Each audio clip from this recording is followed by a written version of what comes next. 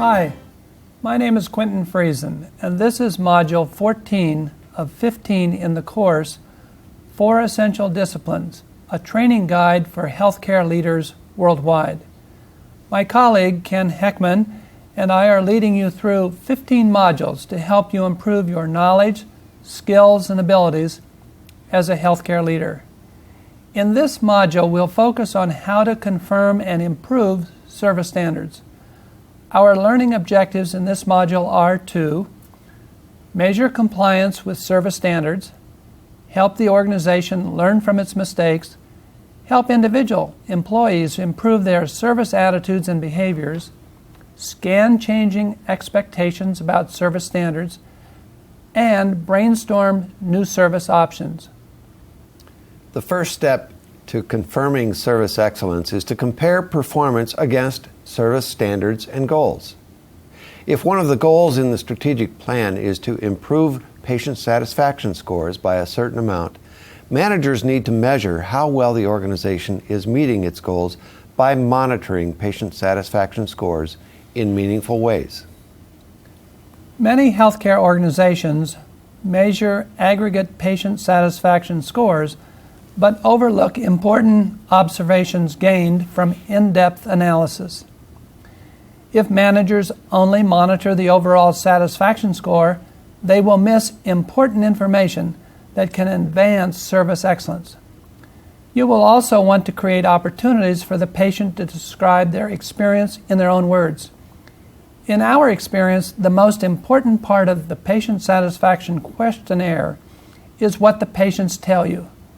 That way, patient satisfaction surveys can produce both quantitative and qualitative information that you can act on.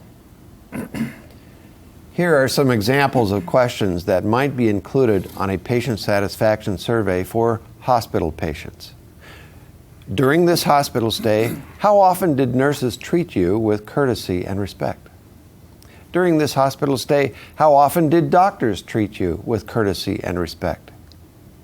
During this hospital stay, how often was the area around your room quiet at night? During this hospital stay, how often did the hospital staff do everything they could to help you with your pain? Using any number from 0 to 10, where 0 is the worst hospital possible and 10 is the best hospital possible, what number would you use to rate this hospital during your stay? Another way to confirm service excellence is to learn from mistakes. Many healthcare organizations establish a method for tracking mistakes through incident reports. Whenever something unexpected happens resulting in an error, injury, or breach of service standards, employees are required to file an incident report describing what happened, the consequences of the problem, and how the issue was resolved. The management team reviews the reports on a regular basis so they can identify patterns in the problems and work proactively to prevent their recurrence. For incident reports to be used effectively, employees and their supervisors must feel they can report incidents without punishment. If admitting a mistake consistently results in a reprimand, employees are likely to hide mistakes rather than report them. A mistake can only become a learning opportunity when it is identified as a mistake, which requires managers to create a working environment that supports honesty and integrity, including honesty about errors in the workplace. Compliance with service excellence standards should be made personal with each employee at the time of their individual performance evaluation. Employees who are not meeting at least minimum service expectations should be dealt with the same way as employees who are not meeting technical competence expectations. If there are performance deficits in either technical or service competence, employees should be given opportunities for retraining to advance their skills. If non-performance is a recurring issue in either area, further employee discipline may be warranted. Service excellence begins with individual attitudes. Performance evaluations offer a unique opportunity for managers to discuss anything that can help the employee improve their individual performance, including their personal attitude. Wise managers will recognize the complex interplay between personality, individual experiences, and work performance, and will tailor discussions about attitude accordingly. The goal of these conversations is to help each employee understand service excellence standards and to do their part in meeting expectations for excellent service. Service standards are dynamic rather than static. They are always changing, impacted by competition, service standards in other industries, and the rising expectations of more discerning customers. Continuous improvement of management excellence in the healthcare organization should include continuous improvement in service excellence. Raising the service standards involves at least 3 efforts. Managers should scan changing expectations, brainstorm new service options, and constantly train and retrain their staff as the standards change. Many managers seek to improve their service by looking internally.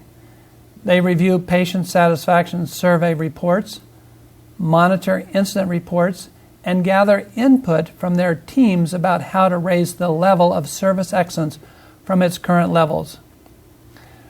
But expectations about service improvements are more likely to originate outside the organization from potential customers rather than from dissatisfied current patients and their families. In the words of Peter Drucker, it is with the non-customers that changes always start. In Module 13, we discussed how healthcare leaders can learn about service expectations from other industries in the community.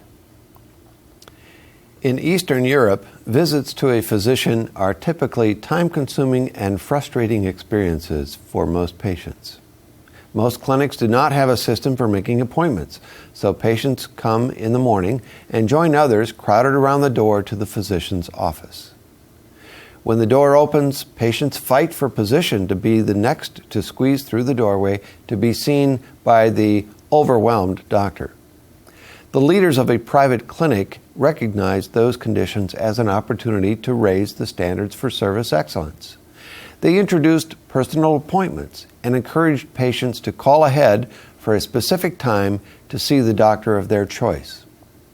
Patients quickly got accustomed to the new method and appreciated it for 2 significant benefits. They no longer had to waste time waiting in a crowded hallway and fight for position, and they had the undivided attention of the doctor for a specific period of time. Physicians also appreciated the orderly way to take care of patients. Appointments became a way the private clinic raised the standards for service excellence in its community. And it began with the leaders observing the opportunity for changing patient expectations. Brainstorming was introduced in earlier modules as a vital skill for every manager involved in planning and problem solving.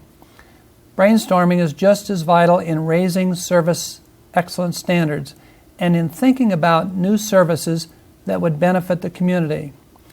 Managers who harness the power of creative ideas from their teams throughout the organization can leverage their collective imagination for a strategic and competitive advantage. Managers can also gather ideas from patients and their families through structured conversations. Market researchers sometimes conduct focus groups by assembling former patients, family members, and community representatives to gather perspectives on how well the healthcare organization is serving the community. The leader of the group is usually a marketer or manager who focuses participants' attention on specific topics and summarizes their opinions for the organization's management team. At many leading organizations, employees are encouraged to conclude each conversation by asking the question, "Is there anything else I can do for you?"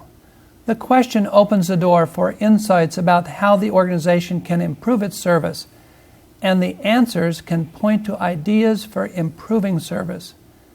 Managers who gather input from their employees about how patients answer the question can gain valuable ideas about raising service standards.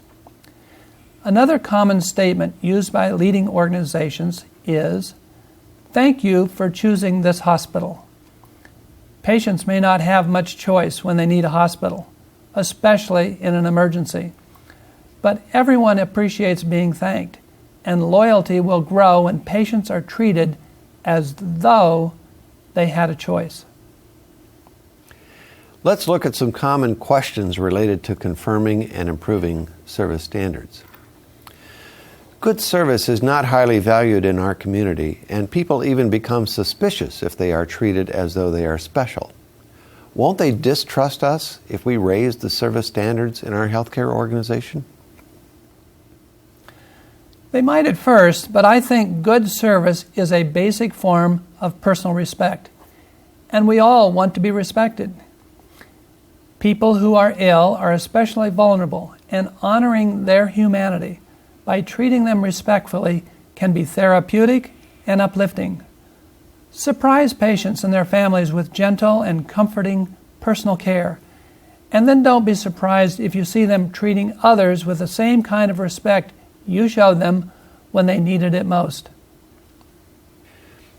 What can I do about highly competent and productive physicians who are rude to patients?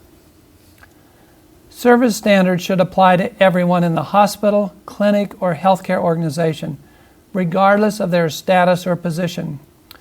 Courageous leaders will need to address attitudes and behaviors that fail to meet those standards and work hard to win the hearts and minds of every person who has the power to impact the organization's reputation.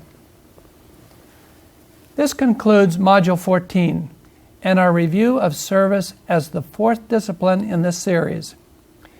In the final module, we will briefly review the four essential disciplines and tie them together with an innovative model for understanding organizational development. Thank you for your participation.